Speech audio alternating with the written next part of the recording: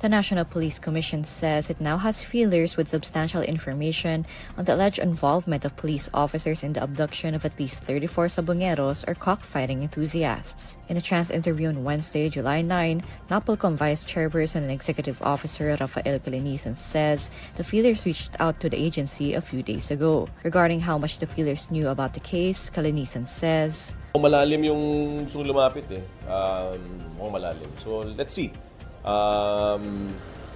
Sana nga matuloy. Yung maaaring mag-testimonya, mukhang isa, yung nagbibigay ng ibang impormasyon, marami. May sustansya. May sustansya. Malupit yung sustansya niya. In explaining how the Napolcom got into contact with the feelers, Calinisan says they reached out to the agency in a creative way. Asked if the feelers' information will corroborate the testimony of whistleblower Julie Patidongan, Calinisan answers that it might. However, he refuses to disclose details about the number or the identity of the feelers. Nonetheless, he assures the public that Napolcom is ready to secure the feelers if they decide to come forward. Totoo lang, sana mag-materialize yung kanilang paglapit. And hopefully, yung mga lumalapit na to makapag-produce na affidavit at maging susi rin sa ating investigation. The 34 sabungeros went missing between April 2021 and January 2022. In an interview aired over GMA News in June, Patidongan claimed that police officers were paid to abduct and kill the cockfighting enthusiasts. In response, Napolcom launched its own investigation, vowing to impose administrative sanctions, including dismissal from service, on police officers proven guilty. This while the Department of Justice focuses on the criminal case. Philippine National Police Chief General Nicolas Dar III earlier confirmed that 15 police officers were placed in restrictive custody pending investigation in connection with the missing sabungeros. Meanwhile, in a separate chance interview on Wednesday, Torres says it will be a welcome development if any of the 15 cops will serve as a state witness. If some of them will volunteer to be state witnesses or they've decided to tell all, then that will be a welcome development in the investigation. But even without that, we can solve this case. Without giving specifics, the PNP chief also says they're already visiting other locations where the sabungeros may have been buried. Meron na kami mga ilan na binibisita. May mga areas kami not only around Laguna or Batangas, but in other parts of the metro and other parts in the underlying areas. Saka namin i-detail. Patidongan earlier claimed the victims were killed, tied to sandbags and thrown into Taal Lake in Batangas. Philippine Charity Sweepstakes Office Chairperson and retired Judge Felix Reyes is challenging whistleblower Julie Patidongan to substantiate his accusations linking a former judge to alleged case fixing in favor of businessman Atong Ang. The allegations were made in connection with the missing sabungeros case. In a statement released Wednesday, July 9, Reyes says Patidongan should identify a case involving Ang that would indicate he allegedly fixed or settled to the advantage of the businessman. He adds that if Patidongan couldn't substantiate his accusations of case fixing, then he should remain silent. The PCSO chief is referring to Patidongan's recent remark over a radio interview that a former judge is allegedly involved in fixing Ang's cases related to the missing sabungeros. Patidongan also said the former judge now holds a high-ranking position in the PCSO and is being protected by other top officials.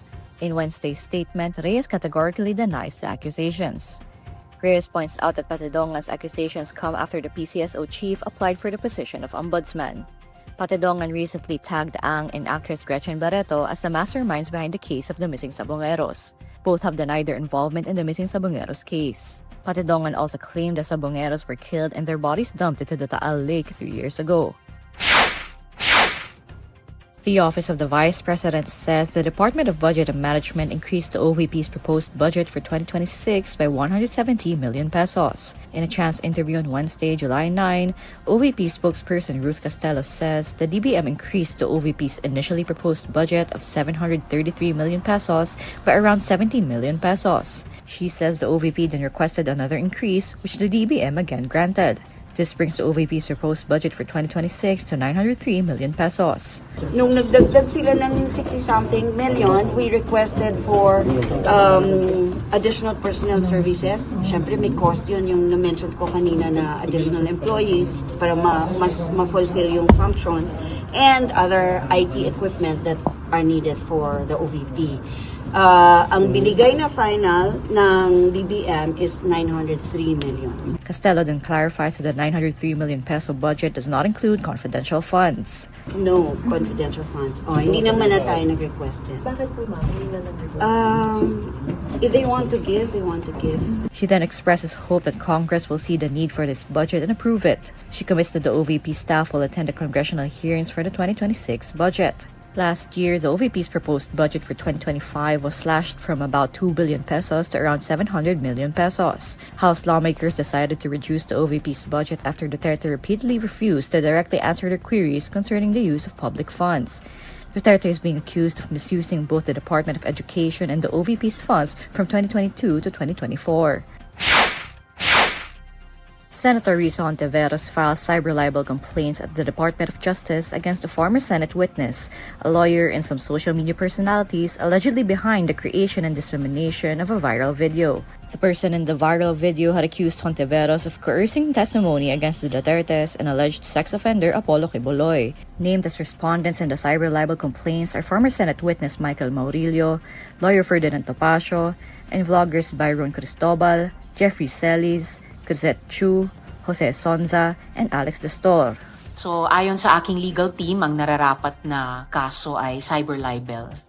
Dahil sa kawalang kapakialaman nila kung totoo o hindi ang kanilang kinakalat. At mga dagdag na kasinungalingan pa na sinabi nila. Hindi lang po ito kaso ng fake news. Dear colleagues, ito ay sistematiko at sadyang pag-atake pati sa mga witnesses, mga taong naglakas loob sa kabila ng kanilang takot na sabihin ang kanilang katotohanan.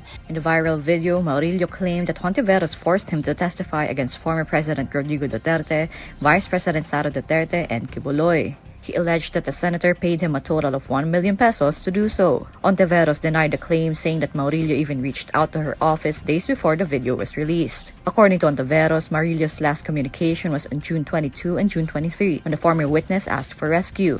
He claimed he had been kidnapped and was being held captive at Glory Mountain by the Kingdom of Jesus Christ.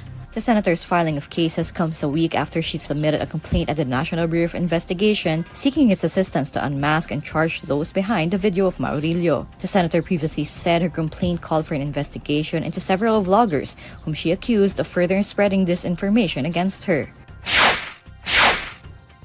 Vice President Sara Duterte says that her father, former President Rodrigo Duterte, told her to have him cremated in The Hague, Netherlands, should he die in detention. The former president is currently under the custody of the International Criminal Court for crimes against humanity charges. In a chance interview following her visit to her father on Tuesday, Manila time, the vice president says her father doesn't want his body to be brought back to the Philippines should he die at The Hague. According to the vice president, her father wants to be cremated before being brought back home to the Philippines. Sabi niya kung mamatay daw siya dito sa Netherlands, wag na daw iuwi yung kanyang katawan sa Pilipinas. Ipa-cremate lang daw siya dito, yung ashes na daw iuwi.